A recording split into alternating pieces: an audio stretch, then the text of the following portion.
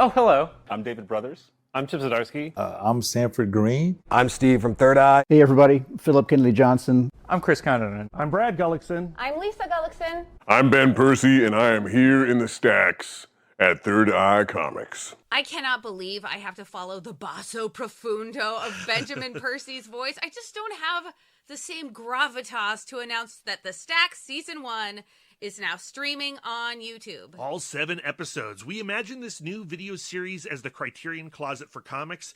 Get to watching rad comic book creators like David Brothers, Chip Zdarsky, well, everyone you just heard, pull books from the shelves of Third Eye Comics in Annapolis, Maryland, and discuss why they mean so much to them. So make sure you're subscribed to the Comic Book Couples Counseling YouTube channel. Click the bell icon so you don't miss an episode. And prepare yourself for Season 2, which we'll start shooting in September. We already have some pretty big comic book creators lined up. I am so excited. And as always, there's a link in the show notes of this week's podcast. So get clickety-clacking on those links while we get into this week's episode. Bum bum bottom bum bum bottom bum bum bottom bum bum bottom bum bum bottom bum bum bottom bum bum bottom bum bum doobie doobie da da da doobie doobie da da da doobie doobie da da da bum bottom bum bum doobie doobie da da da doobie doobie da da da doobie doobie da da da bum bum bottom bum bum bottom ba da da ba da da ba da da ba da da ba da da ba da da ba da da ba da da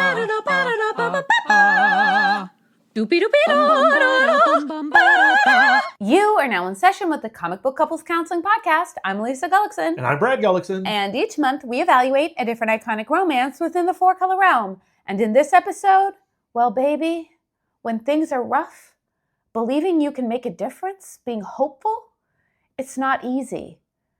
But that's what I see when I look at these pictures. Because no matter how hard things got, and they were rough sometimes, your dad stayed hopeful. But he was always the most hopeful about you. We're in our Creator Corner talking to Daniel Warren Johnson about his untitled story in Absolute Batman Annual #1 from DC Comics. We're not really in our Creator Corner. As listeners can probably hear, the audio quality is a little different. We have Creator Corner is like a state of mind. Okay. Well, we're physically away from our love nest. We are recording this episode at Lisa's folks' house. We're using a different mic setup, but I think it sounds pretty good. I've done a little test. I think it sounds okay. It's just a little different. Yeah. Don't freak out anyone. They've got hardwood floors. They do have hardwood floors.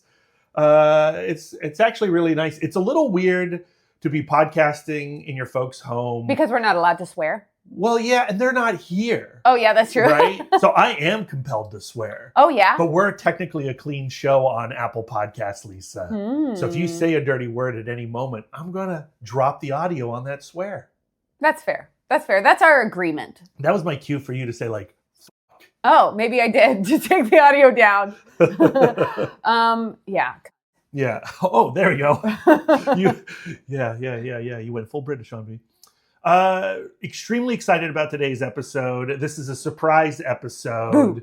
We did not have this as part of our schedule, but a couple weeks ago, we read Absolute Batman Annual #1, and I said, Lisa, you now need to stop what you're doing, stop the car, pull over, forget your lessons that you have to teach today, read this issue, and then call me back. And then you read the issue.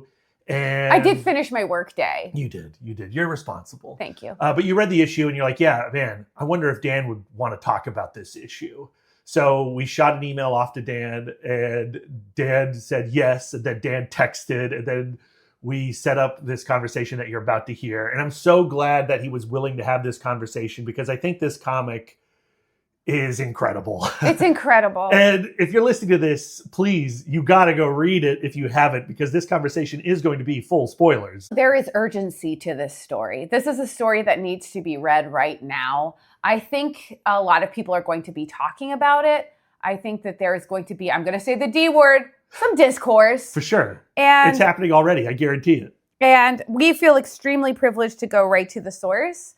But I got to say, this was not an easy conversation to have. The subject matter is extremely dark, and because we are living in dark times. Yeah, I guess I'm saying this in a way of like a trigger warning. Like, this is about violence. This is a story about white supremacy. This is a story about not knowing what to do and maybe making some wrong choices. I think and having to live with those incredibly choices. exciting about this comic is that Dan could have presented a story in which Batman goes against these white supremacists, and it's all the splash pages that you want and expect, right? The main central splash page at the center of this story where Batman breaks the arm of this white supremacist, like, that's all he needed to do to make a comic that would grab attention, right? And would excite a lot of people. What's incredibly compelling actually about this comic is how those acts of violence and anger are juxtaposed with this Father Peter's character, and also this opening scene on this opening page with Thomas Wayne talking to his son about how we deal with extremist violence and hatred, and Batman processing what Father Peters is saying and what Thomas Wayne said to him as a boy with what he is now doing dressed as a bat, breaking dudes' arms. You'll hear in this conversation a little bit about what compels Daniel to make a story. He is a very concept first individual. The story has to want to be told by him for him to put ink to paper. And I think that is one of the reasons why we love his stories so much, because they come from this yearning, they come from this urge to have a part of a conversation, to express a thought. And it's never like a complete thought. It's always a complicated thought, and it's always a nuanced thought. I think a lot of us are feeling in this place of helplessness with the state of our country, with the state of our lives, to be able to express that sense of active floundering. Yeah. And to do it through a Batman comic. Yeah. You could tell this story with a creator-owned character, and it would have an impact. But I think there's an extra special impact when this story is told with Bruce Wayne and Batman, and with the approval of DC Comics. I don't always love the decisions that DC Comics and corporate comics make. I think there's been some decisions that have been made recently by DC Comics that I've been really frustrated with. But when I read this comic, I could not believe that DC gave it the green light. And I'm so happy that DC supported Dan in the telling of this story, that they wanted to tell this story alongside Dan. It's really cool. And I think it's awesome to have a character that's been around in our lives. I mean, Batman's been around my entire life, and Batman's been around for almost my grandfather's entire life, right? And these characters have a power that can be used for tremendous good in terms of messaging and thematics. And I think this is a Batman comic I've been waiting to see in the climate that we're currently living in. And I think that's what Absolute Batman's been doing so great. Like what Scott Snyder and Nick Dragotta have done with Absolute Batman, telling a Batman story that is very much about Gotham today. Yeah, that was what I was going to say, that you couldn't tell this story in any other Batman timeline. I really do feel like it has to be Absolute Batman who has this experience. Yeah. I love the quote that you used to open up this episode. It's from issue 6, I think. I think so. The conversation that Bruce is having with his mother. And when you look at that conversation about Thomas Wayne and the loss of Thomas Wayne in that issue, now within the context of this issue, it's even more powerful. And if you go back and you read, the first few issues of Absolute Batman, having just read this annual or this story, I think it enhances what's already been created. We are seeing the rage of Batman. We're seeing this insane act where Bruce Wayne is going to meke out justice through his fists. The anger and violence of the absolute Batman is so much more intense in those first few issues and so much more exciting. It's one of the things that gets your fist pumping when you're reading those early absolute Batman issues. But as Scott Snyder and Nick Dragotta pushed the story further, and we get that confrontation with Wayland in the Mr. Freeze arc, and how that then leads to the Bane arc, we're seeing a Batman, a Bruce Wayne, reckon with his violent choices, and I don't think Absolute Batman's going to become a less violent book or a less badass book, but the conversation around the effectiveness of violence, I think, is evolving through the series. I also like how Thomas Wayne's active parenting is more part of this story. You feel the pressure of expectation that is created by true love, the true love of a parent. I hope to see these flashbacks to Thomas's parenting and to Martha's parenting continue throughout the story, because I do think that the parenting of a teacher and a social worker is really different than the parenting of a super busy heart surgeon, rich executive individual. For sure. And I feel like that adds more nuance to Bruce's choices, because it isn't just the principle that a child's parents shouldn't be killed. That's like not the entire story. There's so much more to this story. Yeah. Not that I'm saying like there isn't nuance to other Batman stories. I'm just very into Absolute Batman right now. Yeah, 100%. I mean, we're living in a great age of Batman comics. I think we're always living in a great age of Batman comics. I know that can be frustrating too. Like, does DC make any of the books other than Batman? But come on, right now we've got Batman Dark Patterns, Batman and Robin Year One, Matt Fraction and Jorge Jimenez's Batman ongoing. It's like we're just being fed so well. Like, if all we're going to get are Batman comics, and that's not actually true, friends, but if all we're going to get are Batman comics and they're going to be this good, we're eating good. We're eating well. I'm just really grateful for my deepening relationship to Batman. I think we can all relate to doing the best that we can and not at all being certain that we're doing the right thing. And I really do feel like, for my interpretation, that is the center of Batman. I think it's important to have this touchstone in our culture for tragedy, for trauma, for consequences, for systemic corruption. Yeah. I mean, I think just Gotham in general is so important. Just this idea where unless you are somewhat corrupt, you cannot function. You cannot function in Gotham. Every single person in Gotham is having to do the math of how much they're willing to compromise that day. Yeah. Batman included. Right. Yeah. I think we need to get to the conversation with Daniel Warren Johnson. We do. Absolute Batman Annual number 1 is out now. In addition to Daniel Warren Johnson's story, which of course is colored by Mike Spicer, we have another story called Sanctuary by James Harren, colored by Dave Stewart. And then we have a final story by our Lovebirds illustrator herself, Meredith McClaren.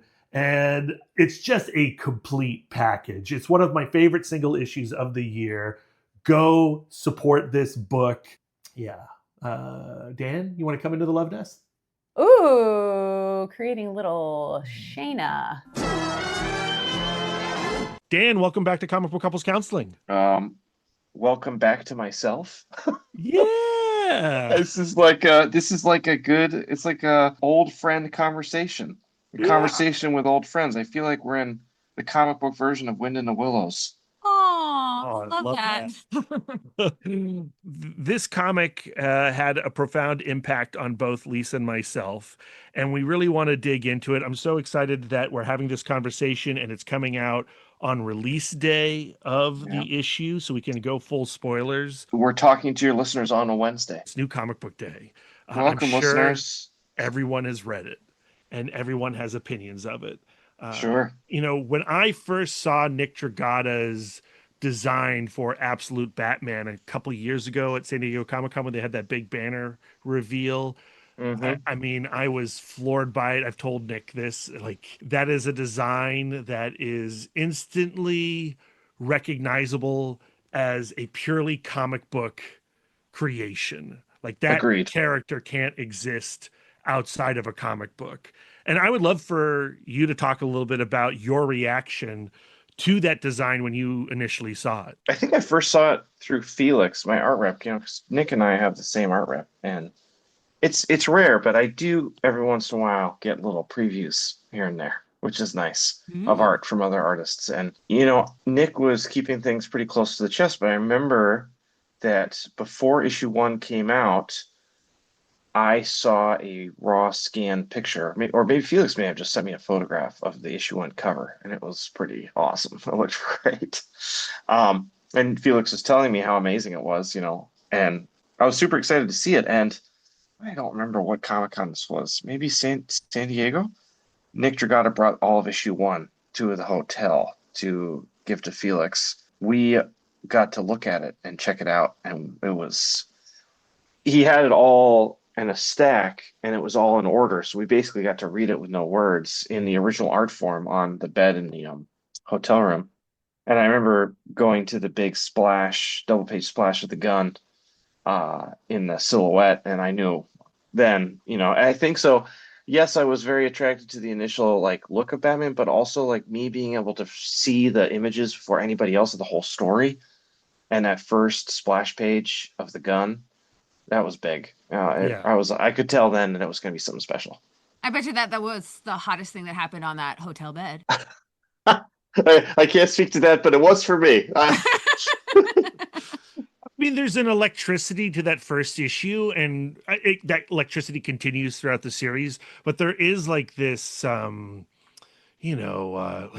danger might be the wrong word, but there is an aggression or an anger or a note of contemporary hot emotion with Absolute Batman. I like that. You capture that also in this issue. Well, thank you for saying that. That was something that I was hoping to go for. So what about the new iteration of Batman where he's not rich anymore, his father is a teacher, his mother is a social worker? How do you feel about that new narrative for this Batman? How does it change Batman for you? Oh, I mean, it's fascinating, but how does it change Batman for me? Or I guess it's a nice fresh take, and it doesn't feel like a do-over. It doesn't feel like a new issue 1 that's just kind of rehashed. It feels almost like a new iteration of the character that is almost more true to the essence of Batman, especially from our day and age, with income inequality and blah, blah, blah, all this stuff, the hot words of the day. But that's being distilled to a really kind of bite-sized comic book chunk in Absolute Batman. It's very exciting. And I think it was I believe it was issue 4. Is that when Gabriel Walta was drawing it? Yeah, who did a great job filling in for Nick. And it just kind of really struck me just how different the book was and how much I was kind of resonating with it. Because I don't read a ton of books that really get me emotionally invested, especially like you said, with the current day and age, the things that we're talking about as people and as Americans, and having that kind of be, casually or intentionally, I'm not sure what the intention was by Nick and Scott, but reflecting that culture back to us in a way that really kind of causes you to think, caused me to think, really affected me. So I really admired that. I respect it. It's brave.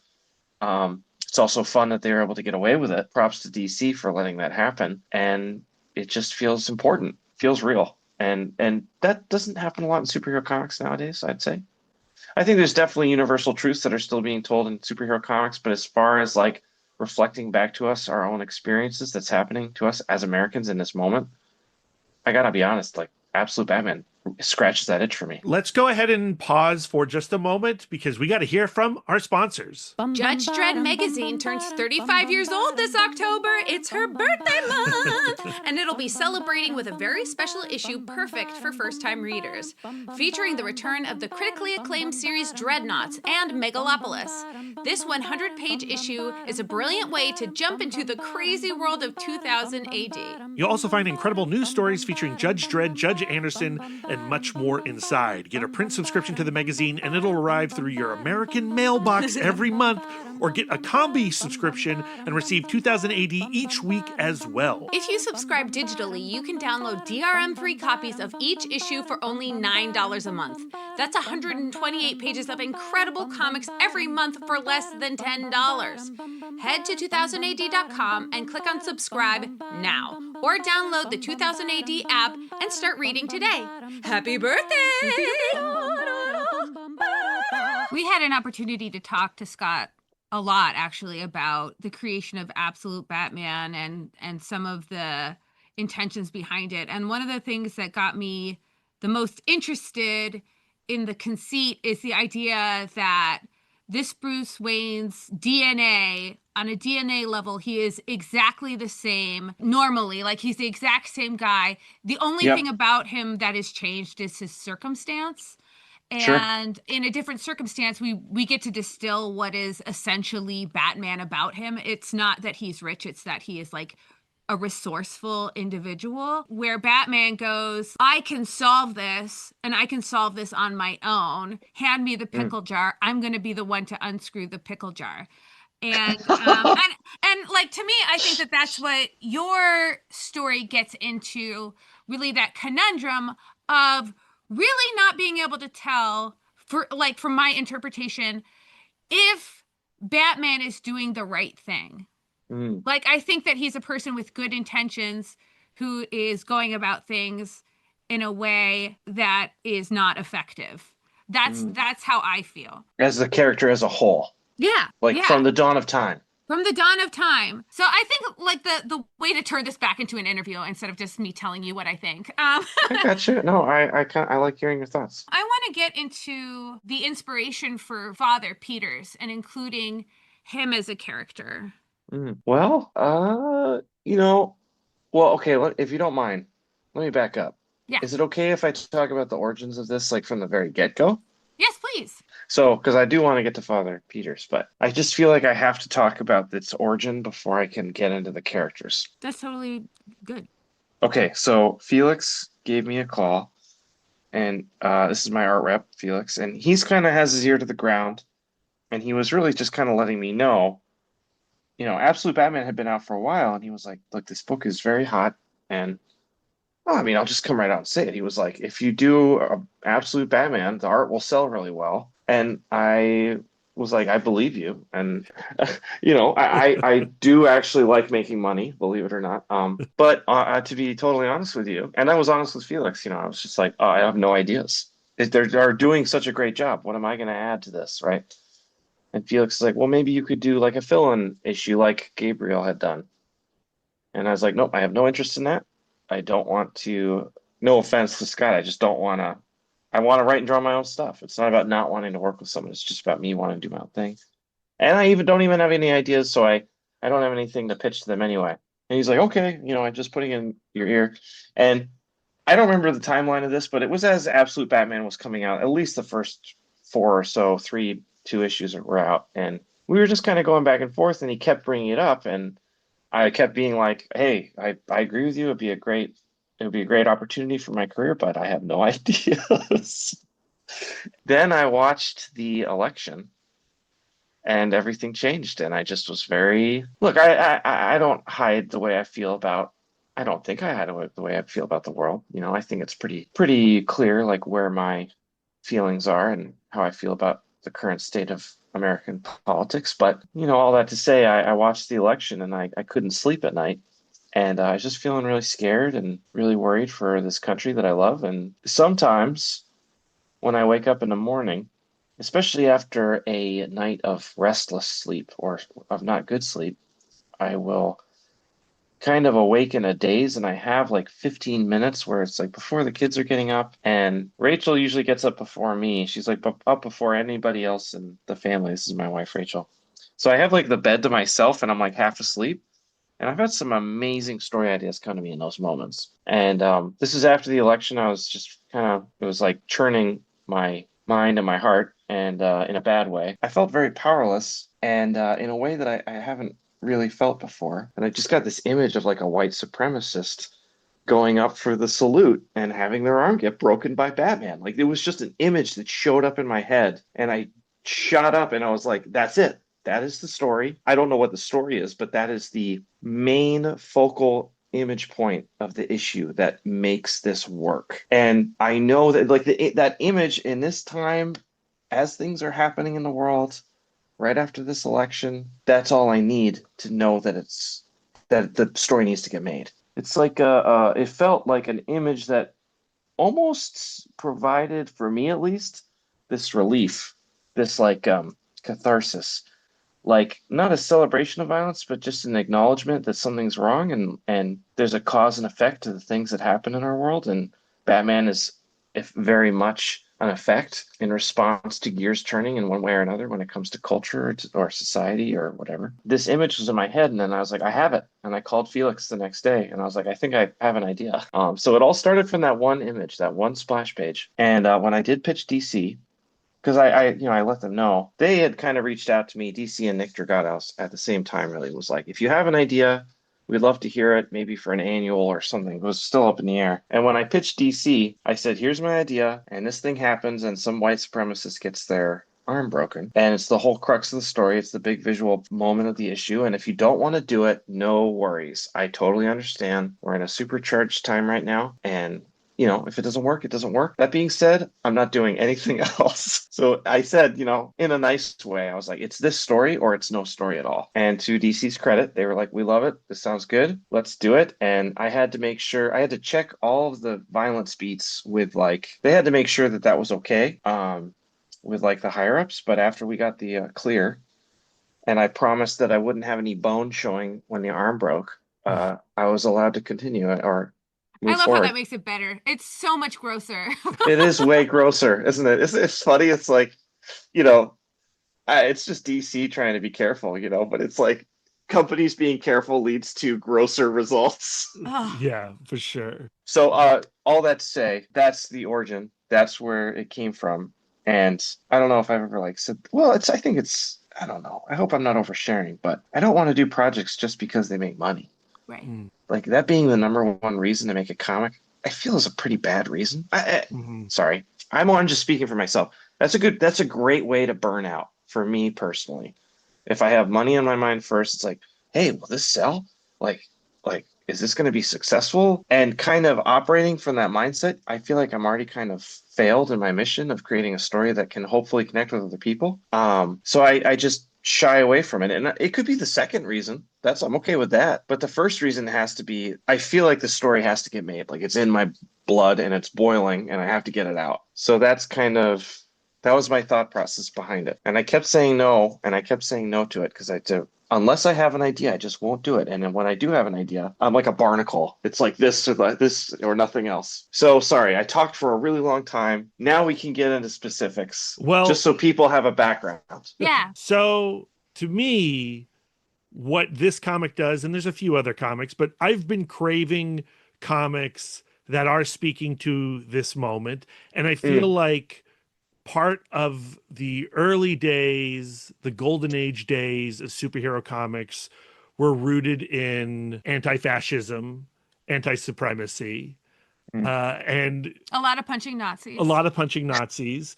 And it feels weird to be having this moment in America where white supremacy does seem like it's being emboldened. And we live in Virginia, not too far from Charlottesville. And, Sure. It was a terrifying thing to watch the Tiki March. And, I want my superheroes to respond to that stuff. the way that they've responded to that stuff in the past. And so for them not to Yes. respond to that stuff feels so disingenuous. So that's why like Absolute Batman from Snyder and Dragata has felt like this thing that Lisa and I have been craving. And I think it's gone as aggressively as this has specifically. correct, I agree. It's pretty on the nose. Yeah. Sometimes the metaphor is just not the same. But here's the thing, Dan, like you could have left it with those images. You could have left it with Batman breaking that racist's arm. You could have left it with the origin of the Batmobile, Sure. you know, tearing through these hateful cretins. But you introduced the Father Peters character. The framing device of the issue is a conversation that young Bruce is having with Thomas Wayne, his dad. And this ties into a conversation we have had on the past on the podcast about the use of violence versus the power of pacifism. Yeah. Well, okay, so back to the origin, right? In response to your question, it will tie back, I promise. You know, when I have this initial feeling of like anger, when I see a person with a lot of power making a symbol like that to thousands and thousands of people and it being okay, and knowing what that symbol has meant in the past, and just the whole concept of white supremacy in general, which, as you said, seems to be rearing its, no, not seems, is rearing its ugly head once again in a way that I don't know, that it's just in a really scary way. There's this like feeling, it's like boiling up inside of me. It's like it feels unjust. Like you said, I feel like the heroes that I read growing up had a certain response, and I want to see that same response, but not just because of what they did in the past. It's because I don't know what the word is. Justice is an eye for an eye, but I want things to be set right. Like saying, like a bully talking crap in a bar for a really long time, you know, it's like I don't think they should get punched in the mouth, but like it would be satisfying to see it. There's that like initial, like I feel like very human and kind of righteous anger that like kind of comes up inside of me. And at the same time, I don't know that violence is the answer. I don't think it is. This is my thought. And I needed there to be a question mark in the story. And the only way that I could figure out that there could be a question mark in the story is if Father Peters, or if there was some sort of character that was legit, that had seen some crap in the past, that is respectable, that has a dog in the fight, has a different way of going about things. So I don't know. So that was the reason that he's in there. That's the reason that Father Peters is in there. It's like the other side of my psyche that's saying, I don't know that this is right. You know, the comic opens with Bruce looking at his father who's reading the paper, and we don't see the full headline, but we see that there's been some sort of extremist bombing. And Bruce asks, "Why did they do that, Dad?" And Thomas responds, "I wish I knew, Bruce." What do we do? How do we make them stop? Comes from Bruce. Thomas responds, "I don't know. I'm just one person. I don't know how to fix the world, but I know what I'm good at, teaching. Every student I meet, I know I have a chance to make a difference in their life. So maybe someday one of my students won't make the same mistakes these people made." And, you know, what about you, kiddo, is how that page ends, the very first page. And we turn and we get this, you know, this page that's going to sell for a lot of money. Felix is going to sell that page for a lot of money, of Bruce laying waste via flame to the symbols of this white supremacist group. Yeah. So what has Bruce learned? What has Bruce not learned by not having his father with him into adulthood also? That's a great way to put it. I didn't even think about it that way. You know, the loss, the absence of this father figure that maybe could guide in a different direction. Yeah, it's a really good point and a really good thing that you brought up. It makes me really happy that you thought of a theme that I hadn't even thought of. So to me, the most important thing on that page is Thomas Wayne's lack of certainty. He's the one who goes like, I don't know the right thing to do. What I know is the thing that I can do. And that sentiment is echoed later by Father Peters saying, I don't know what is actually going to ultimately resolve this. I just know what is for me the right thing to do.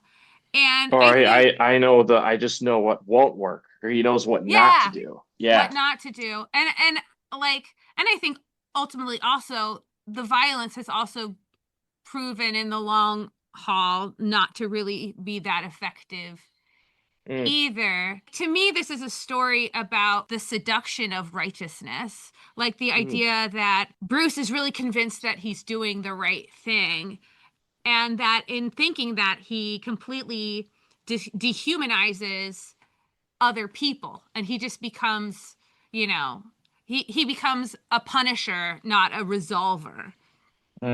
Not to use I know that there is a character called the Punisher, but I mean, I'm not making reference to that. One thing that, because Scott read the script and he said it's like one thing that Bruce does is, when he does cause chaos and craziness, he has a plan to fix it. And, one thing Scott said is this could be like his early experiences as absolute Batman, where he decides that this kind of activity needs to be backed up with the community, like the community building or the rebuilding, that what he is what he does in the main line, which I thought that was really cool. Yeah, that's an excellent point, because this story does take place, I guess, before the first issue, and the absolute Batman that we encounter in that first issue is also a Batman that seems much more severe, much more heavy in his violence, and that is part of the appeal of what Scott and Nick are doing, mixed with all the complications that come with a lens that feels very contemporary regarding the issues of Gotham and the issues of 2025 America. Yeah, man, it gets heavy real fast. Yeah, it's such a fun comic. I know, it's like on page 2, Batman's wielding a flamethrower. Right. It's such a blast. And that's why I find it fascinating, why you're such a fascinating creator, because you won't just let it be a blast. Right. Yeah. That should be like my tagline. Daniel Warren Johnson, don't have too much fun. I noticed that throughout the comic, you actually withhold a lot of the symbols. Instead of using an existing symbol, you create your own symbol for this white power group. You never let him get the words white power out of his mouth. We never see the complete Nazi salute. Was that something that was intentional, or was that something like DC was like, you can't put these symbols, you can't put these words in a DC comic? That was intentional. DC had expressed reservations about showing the symbol because I was originally going to show it, and then we hadn't really come to a conclusion or a resolution on whether we would or we wouldn't. I didn't feel super strongly about it one way or another, and after thinking about it, it just felt wiser to me to have a stand-in. I don't know, it just felt like you don't have to do a lot for people to understand, and I do feel less is more. The audience that's reading this, I think people are going to get it. And so if I know they're going to get it, because the comic is so contextual, like we've been talking about, I just like to take my foot off the gas pedal a little bit with the visuals, because so much of the work has already been done in our minds. Yeah, it just kind of says all it needs to say in that way. And I would just rather not have even a character get away with doing that. And they don't. Even the hand is cropped funny. Yeah. Right.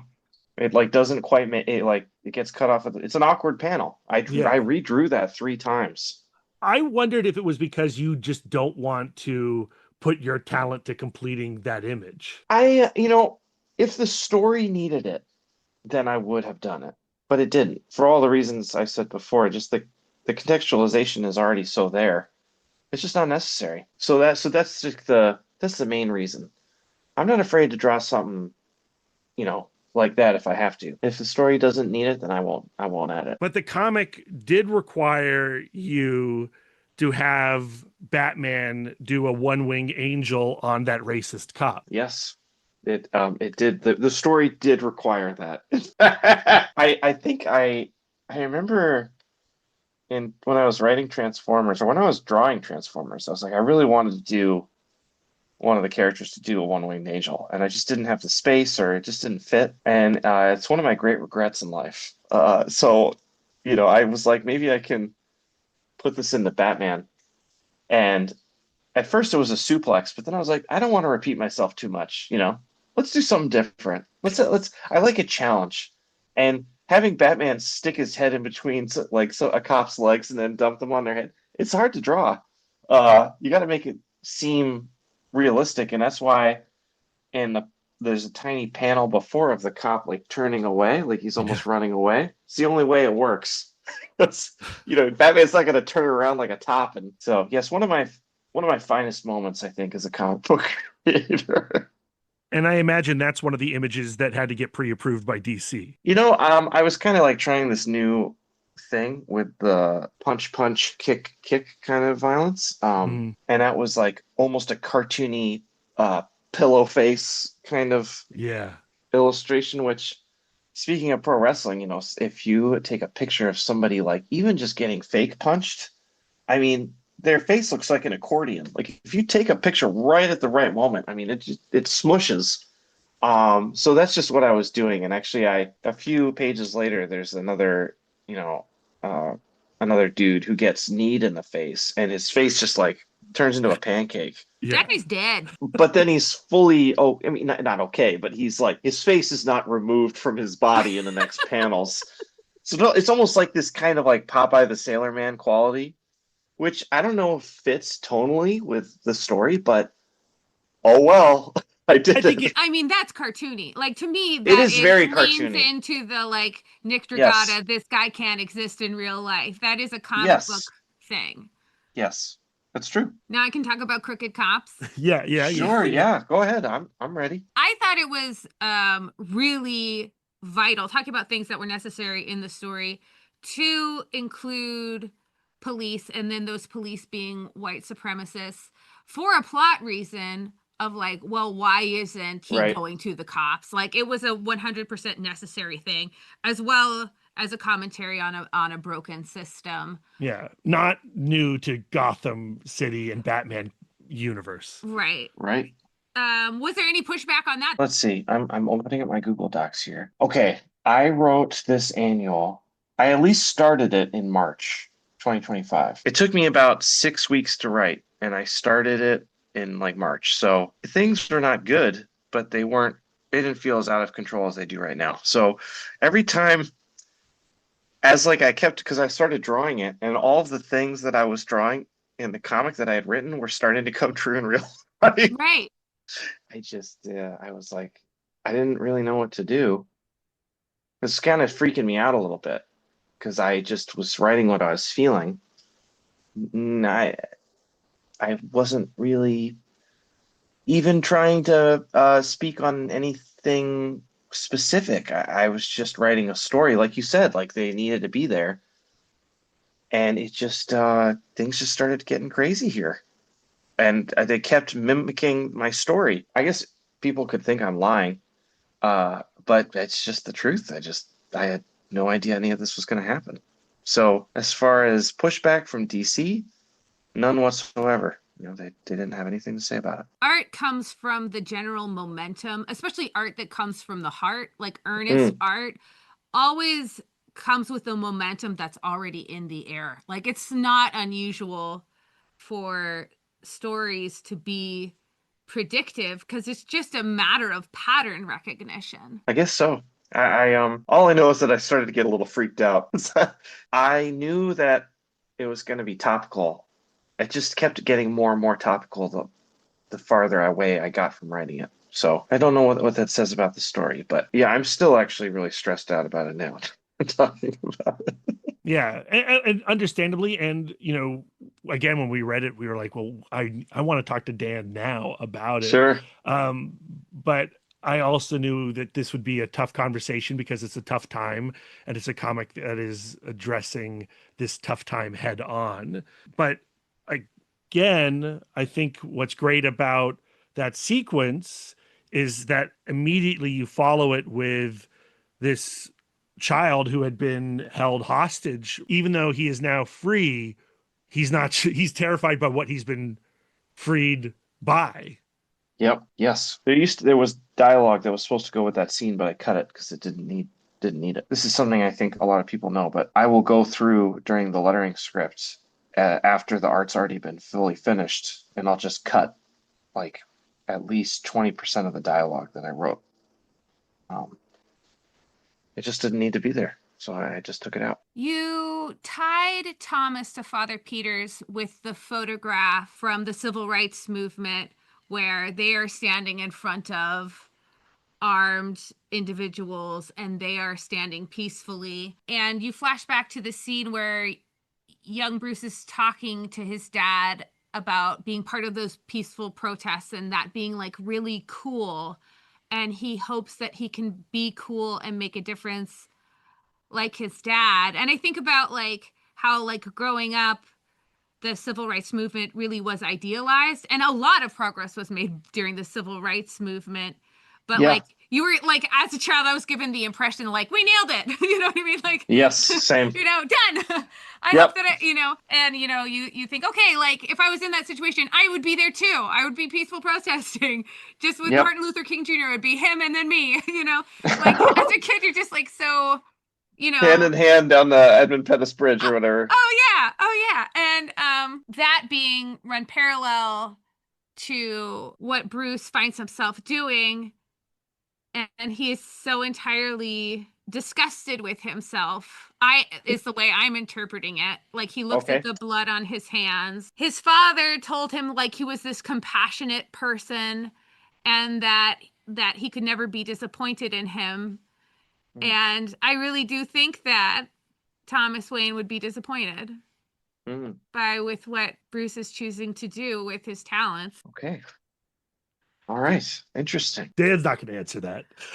I am not, but I love hearing it. Do you think that Batman is an aspirational character? I don't necessarily think so, no. That's talking in a very general sense. That's not necessarily in response to that scene, though. You know, I just, as a general rule, no. I mean, I would consider myself, at least in some way, shape, or form, still a pacifist. Which maybe people will disagree with me because of the things that I draw. But, you know, I used to be like a crazy pacifist, like back when I was in college. Like I read books and I would like go to seminars and stuff. And still something that really interests me as a concept. I remember reading a lot of books by Ronald J. Sider. This Christian guy from a Christian Mennonite who he believed in the power of, what is it? Like, you know, someone can't be violent and be surprised at the same time. So if you manage to surprise a violent person, apparently they've done studies on this. There are a few like emotions or active stages in our like emotional like being at one time that can't coincide. Like it has, like you have like two different tracks. And you can only be on one at the same time. And that really, really fascinated me. And it's something that he talked about a lot. And he related it to Christianity a lot too, which, you know, I grew up in a Christian world and I'm not really sure how I feel about it now, but it's something that still definitely does stick with me and something that I think about a lot, especially when it comes to the world today. So, yeah. A lot of times when I make decisions, even if it's just like in hypothetical situations, after that decision is made, do I want to be the kind of person who did that thing? You know, and I think about like Batman, he really is doing what he thinks is right. You know, he knows that these people need to be stopped. He knows that these people need to be punished. He knows these people need to be made to feel small. But then afterwards, he has to deal with being the person who made that decision. Sure. And, you know, we have not solved white supremacy yet. And it's nauseating and it's frustrating. And both ways have been tried. And you go like, well, do I want to be the person who was peaceful and maybe who got their ass kicked? Or do you want to be the person who took the life of another person or hurt another person physically, like to get results. Like I don't think I would want to be that second person. Like another thing that like sticks out with me actually goes to something that you said at the beginning of this interview about it would be hard for you to make a comic that was for the money first. And going back to like what Thomas Wayne said about like, well, you should do the thing that you're good at, and you should do the thing that aligns with your nature, because that's going to be an easier life for you. You could do stories that don't align with your nature, but that would be a lot harder work for you. And It would be it'd be really tough. And I feel like with Batman, I think that he is doing something that doesn't align with his nature, and it's really, really hard. And it's affecting all the other areas of his life. I don't think there's a happy ending for Batman. You might be right. Well, there is no ending for Batman, right? It keeps going and going. Lucky for him. No matter what, it's going to suck. Yeah. I agree with you. I will say, writing this story, you know, if I have an outline or if I have an idea for something, it usually takes me about, unless I'm like building a new world from scratch, which really takes a long time. Writing a script like Transformers or Batman or, you know, Wonder Woman, Dead Earth takes me at the most 2 weeks to do. And this one took me 6 weeks. I just couldn't get the tone right. I couldn't do it. Halfway through, I almost gave up almost the entire script because I was like, maybe we just need some like big baddie with like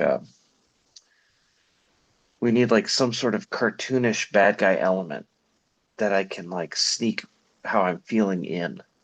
You know what I mean? Like replace these bullies with some sort of like bully with green skin or something, or you know, not any known Batman bad guy, just a I don't know, some random character that is very clearly genre fiction, could not exist in the real world kind of vibe.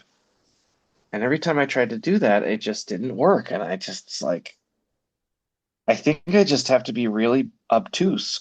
I think I have to just bite the bullet. And I didn't really want to, because it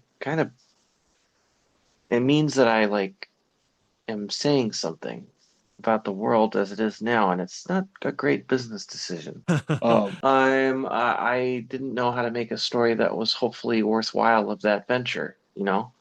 It's almost easier to hide behind, like you said, Brad, like some sort of like adventure tale or some sort of adventure trope. There's no hiding here. I'm realizing that more and more as I'm talking to you right now in this actual moment.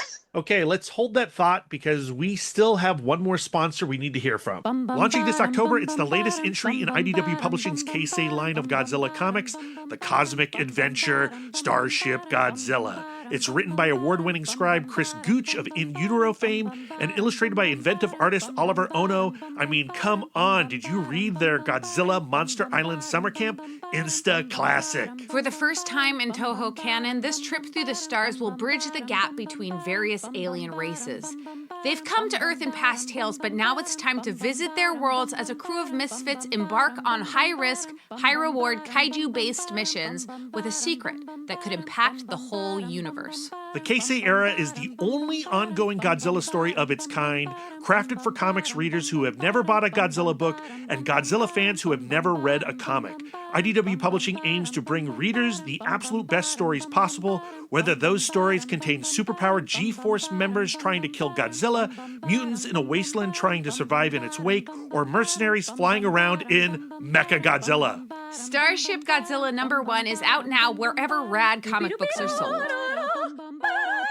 Again, the brilliance of this issue is the fact that it ends on a page with Batman, his head in his arms. Lisa just thinks he's disgusted by his actions. What I love about the last two pages, the second to last page, is we only get one close-up of Batman's face, and it's pretty emotionless. And then we have a flashback panel of Thomas and Bruce embracing. Then we have the panel of the bloody hands. And then we have a panel of Thomas close up looking into his son's eyes. No matter what you do, he says, turn the page. There's the origin of the Batmobile. And then tiny, tiny, tiny. Batman is so small. He's been so big throughout this comic, and he is so tiny on this last page. And the caption high in the heavens of that panel is, I'll always be proud of you. And so there's that juxtaposition of like I think Lisa reads that as disgust because I want to take back disgust. okay. Like, you want to take, because disgust means like he's like ew. You know what I mean? It's not like Well, I know what you're saying, though. you know, like You he's don't have just to like, take it "Oof." back. Okay, I got good. you. Good. I understand. But even like the I totally inside out understand stuff. it, and it's a valid response. Yeah. He's just like blech, not blech, but you know, like But blech. that's the important thing is that Batman has done this thing. He has vanquished these enemies. He has not vanquished the concept of white supremacy, but he's vanquished these guys. He hasn't necessarily killed all of them. I think most of them are still breathing, probably, if not all of them. I think all of them are still breathing. Yeah. Okay. All of them are still breathing. There you go. They were. Yeah, you heard it here first. Yeah, the pond guy said they were less lethal means of destruction. But I mean, that was a pretty big truck. it's a pretty big chunk. But yep, it's true. But they are vanquished. These guys are vanquished. But what I read that ending as, I don't know if I know exactly what's in the heart of Bruce Wayne in that final page, but I can estimate that it's not satisfaction. Yeah, right on. And if you did not have that, then I think this is a very two-dimensional narrative of Batman just kicking ass.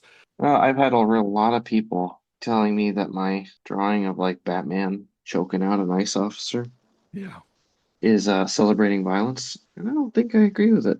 I think there's it's just what I'm feeling. I don't know. I'm not claiming that it's right. I'm not taking some big moral stand. I'm just I think it's fair to say publicly that I'm not giving anything away about my family, but the Friday that I was at New York Comic Con, ICE officers were waiting outside of my daughter Fiona's school waiting for brown parents to pick their kids up, So look, I say that statement out loud, and that's the reality. That's what's happening in my town. I am from Chicago. A lot of people say that I'm not from Chicago. It's, I guess, whatever.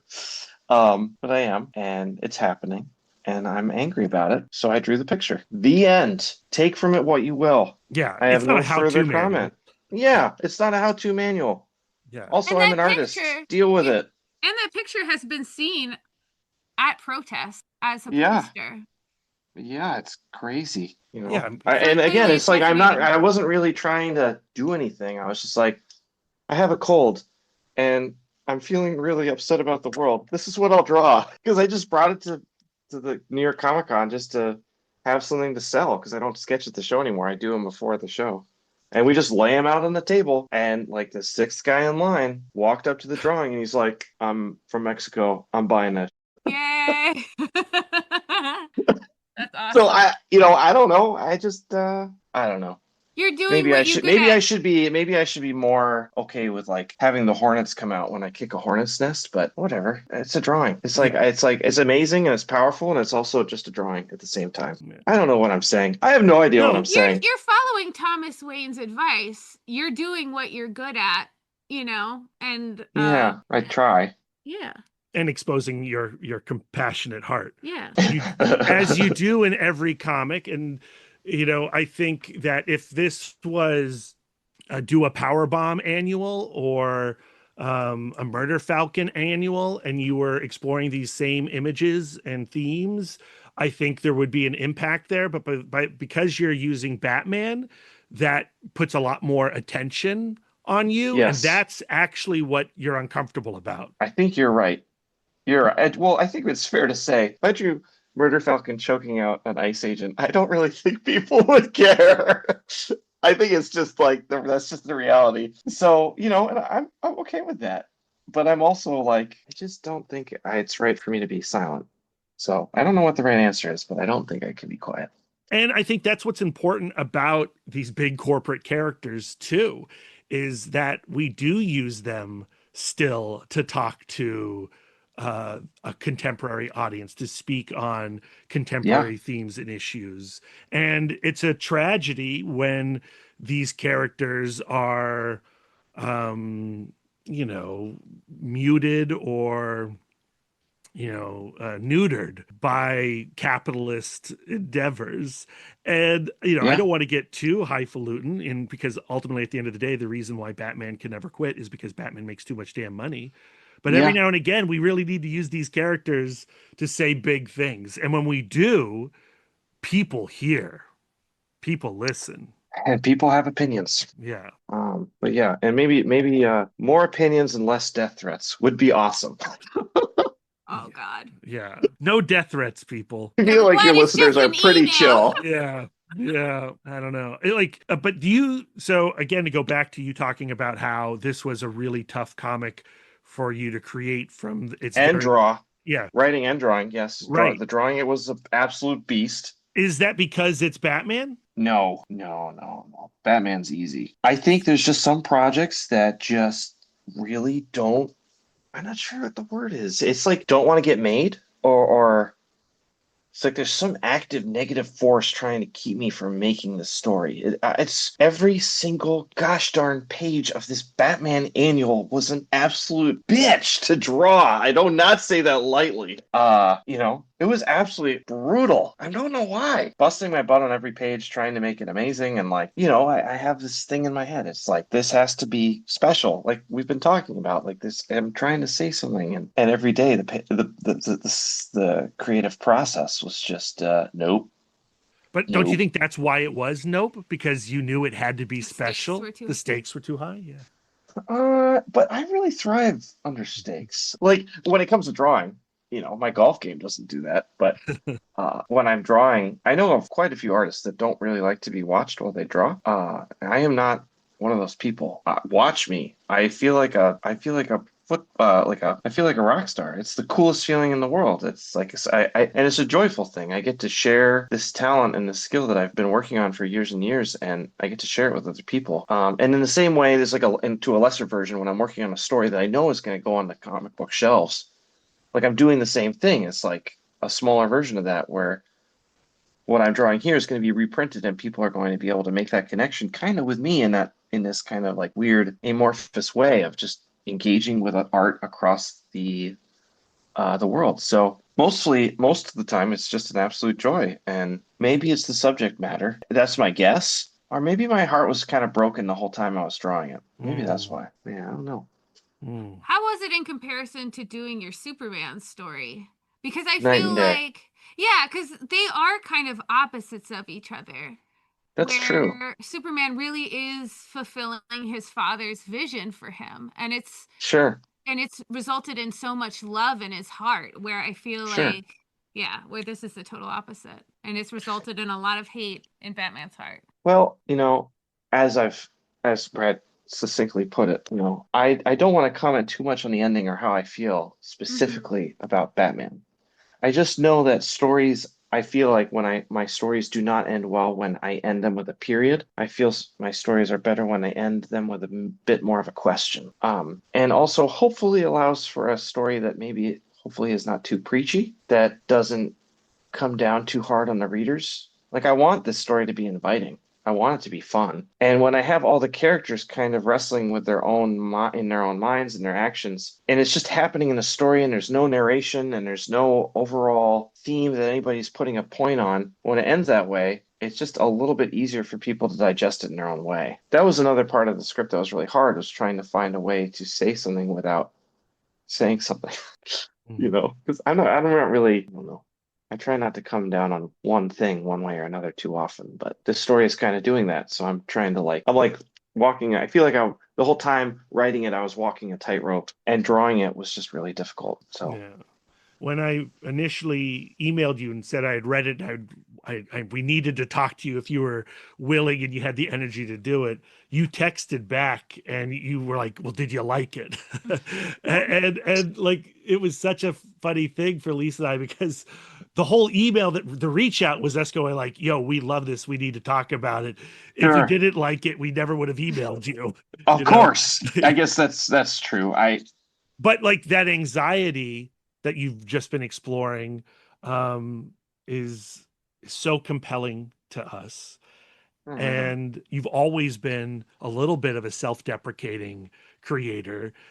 You're so in some aspects, but you're quick to. He's called himself a rock star. Yeah, I know. But what I'm referring to, I feel like a rock star when I draw it in front of people. It's just the truth. In the past, he has been quick to go like, that panel's terrible. I hate That's this proto image." Yeah, Going yeah. forward, I'm Okay. just going to be a real butthead. I'm going to wear a bandana in public. No. So that is the universal sign.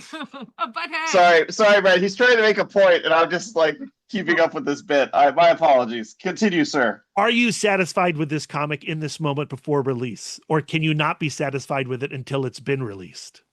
I am.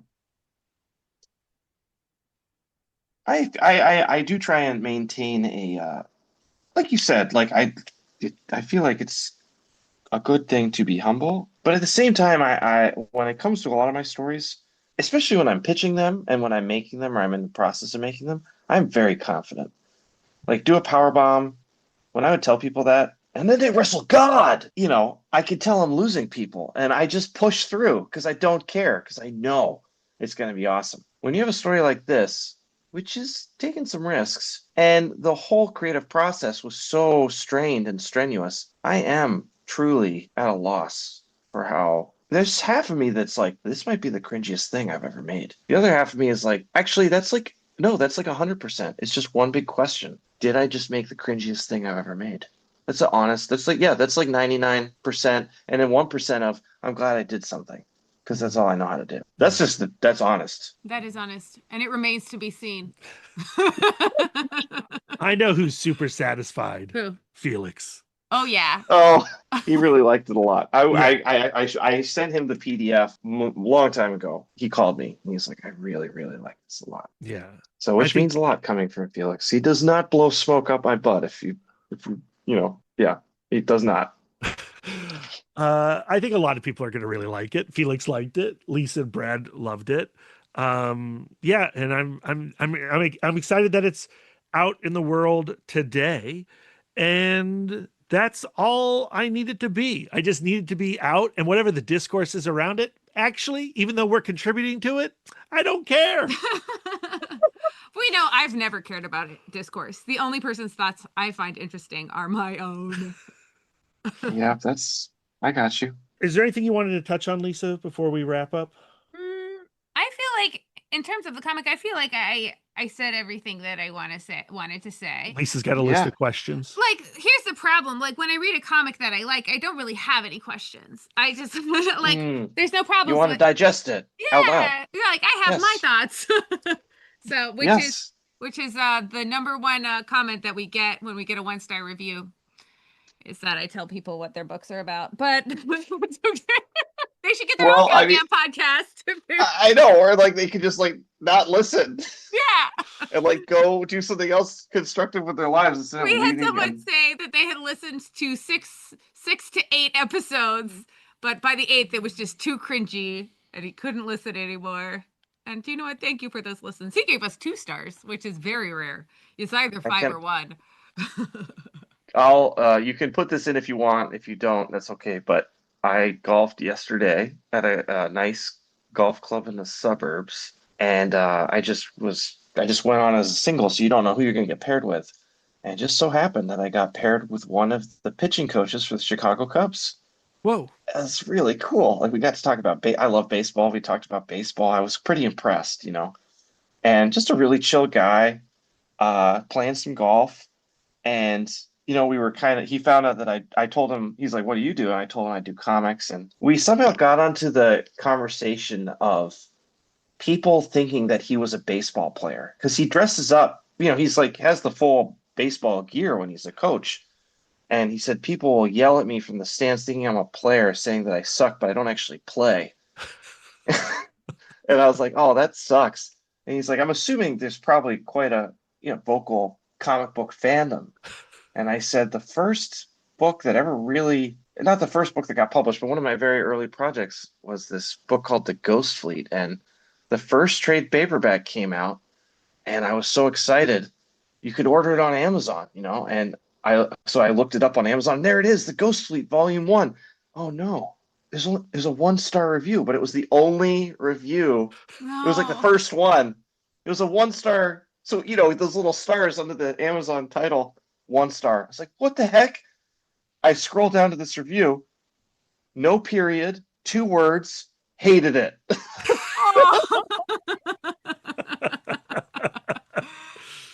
He thought that was pretty funny.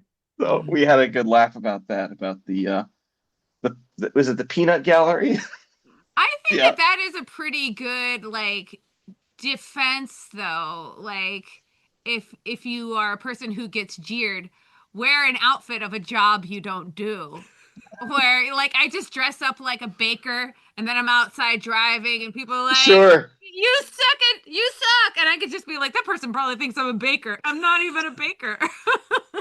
Oh, so that's a neither here nor there story for your I like that listeners. story. I love it. Um, Dan, thank you so much for coming on to talk Hopefully I about didn't this say comic. anything too embarrassing in these very trying times. I don't know how else to say it. I don't want to I like. think you said anything embarrassing. Yeah.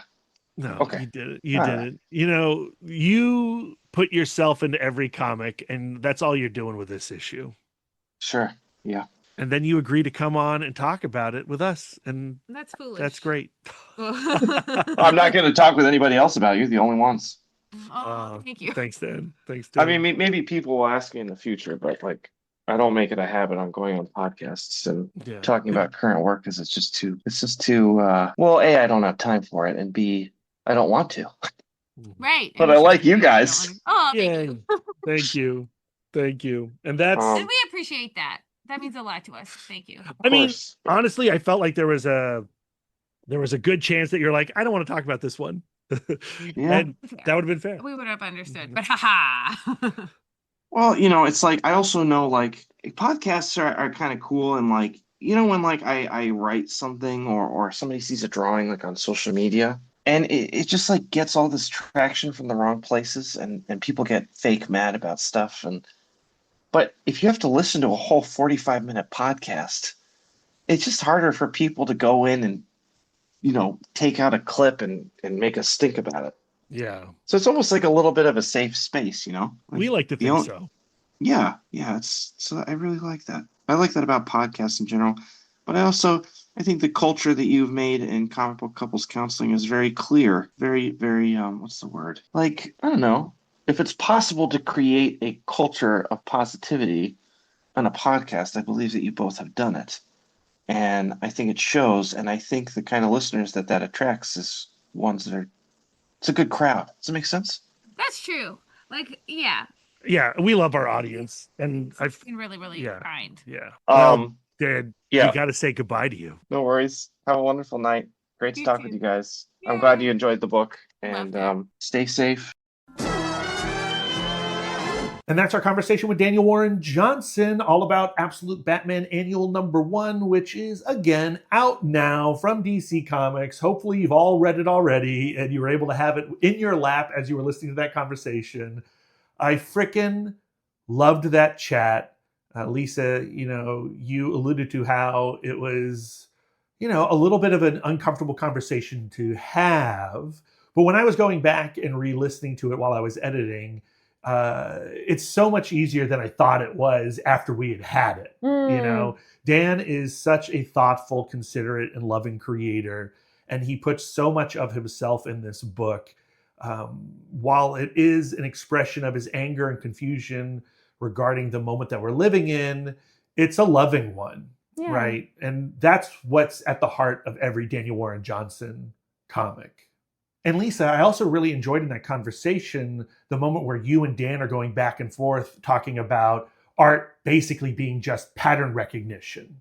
Yeah, like he's certainly not the first artist to write a story about a dystopian present and then it came to pass. I think like it's part of the job of an artist, a fictionalist, to kind of cast their minds forward and think about the consequences of our present actions. I think this all just feeds into how important it is not to just stay engaged with the news, but also be engaged with the cultural conversation, be consuming the art, be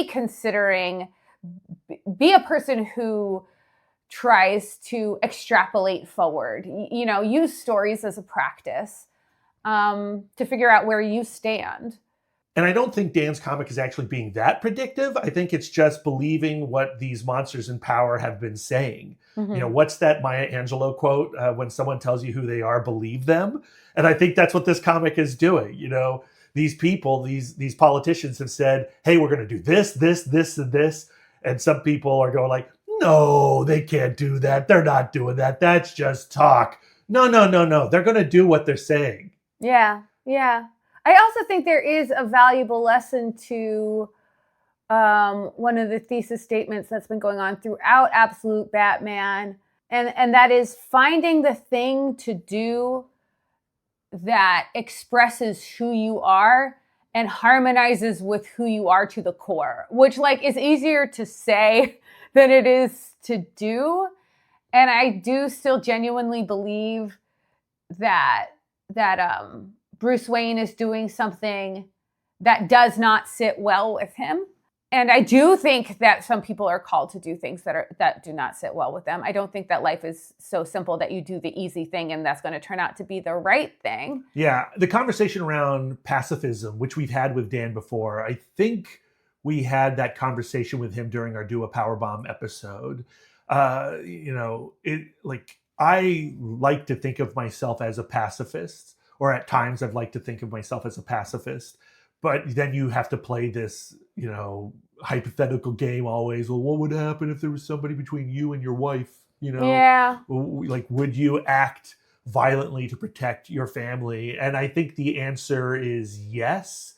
And I think the answer is yes for Batman. But just because your answer is yes doesn't mean you have to be comfortable with that answer, or not comfortable, but you should really contemplate that answer, right? Yeah. Like, to take a violent action is a big deal. Yeah. It's not dismissible. And you have to, like, it sucks being the person having to make the decision, and it sucks being the person who has to live with that decision. Yeah. And I also think it's important to remember that this is a comic book and these Yeah. are images. Yeah. Right? And these are emotional expressions. They're not actually telegraphing what Dan would do in a situation, right? Like, this is how Dan was feeling, and this is that feeling turned into a sequential story. Yeah, this is an extrapolation. It's not a rehearsal. Yeah. Great. Absolutely. And I think that's going to do it for today's episode about Absolute Batman Annual number 1. I hope you really enjoyed this conversation with Daniel Warren Johnson. I know Lisa and I did. You know, it's weird out there in internet land promoting yourself. And I would love it if you enjoyed this conversation, if you could spread the love for us. Social media is not what it once was. If you could go into your comic book store and say, hey, you know what? I just heard this really great conversation with Daniel Warren Johnson. You should go check out Comic Book Couples Counseling. Man, I would really appreciate that.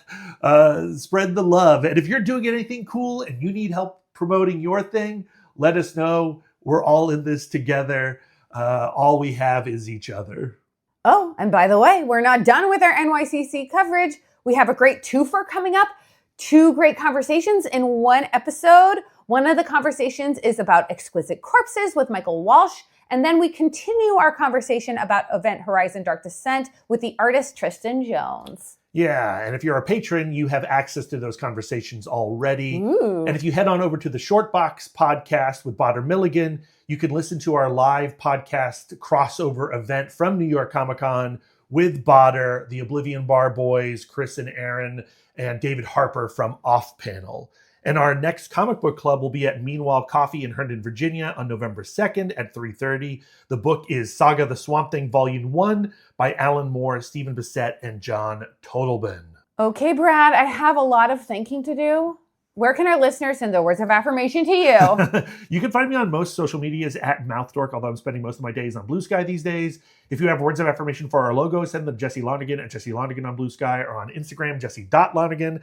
Lisa, where can our listeners send the words of affirmation to you? I'm always accepting words of affirmation at Sidewalk Siren on some social medias. If you'd like to spend more quality time with us, you can subscribe to us on Podbean, Spotify, YouTube, Audible, Apple Podcasts, or whatever app you choose. We're everywhere. If you'd like to get exclusive, you can join our Patreon where you'll get more content, including weekly bonus episodes. If you'd like to reach out and touch us electronically, you can email the podcast, cbccpodcast@gmail.com. You can visit our website, comicbookcouplescounseling.com, or follow us on all the socials at CBCC Podcast. If you'd like us to touch you physically, What? you can wear our merch, Oh. tpublic.com/stores/comicbookcouplescounseling, divided by hyphens. You can give us the gift of 5 stars on Audible or Apple Podcasts. If you'd like to do an act of service, why not write a review or leave a comment on the show while you're there? We are fluent and receptive in all 5 love languages. It really warms our hearts and helps the pod. So until next time, friends, keep your love tank full. And your psychic rapport open. Doopy doopy bum bum ba bum bum ba ba. Clemage, I'm gonna fill my coffee up real quick. Okay. Brad, stop peeing on the floor. I love to pee on the floor. That's me peeing in the floor. Peeing in the floor. Peeing on the floor. I love peeing. Especially when someone can walk in on me. At any any moment. time. All right, gorgeous. Yes. Let's get this party started. Oh, yeah.